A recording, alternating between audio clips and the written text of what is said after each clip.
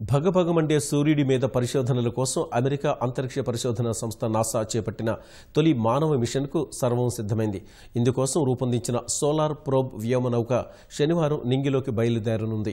ఫ్లోరిడాలోని Cape కానరవెల్ అంతరిక్ష కేంద్రం నుంచి ఈ వ్యోమనౌక స్థానిక కాలమానం ప్రకారం ఉదయం 3:33 రోదసి యాత్ర ప్రారంభించనుంది.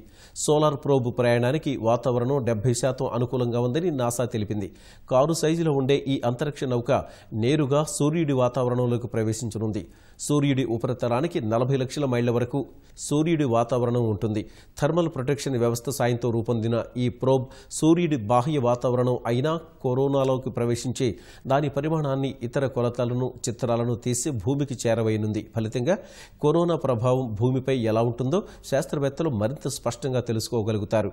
అత్యధిక ఉష్ణోగ్రత కారణంగా సూర్యుడి సమీపానికి వెళ్లడం ఇప్పటివరకు మానవులకు కలగానే మిగిలిపోగా తాజా ప్రయోగం వల్ల శాస్త్రవేత్తల కీలక సందేహాలన్నిటికీ సమాధానం లభిస్తుందని భావిస్తున్నారు.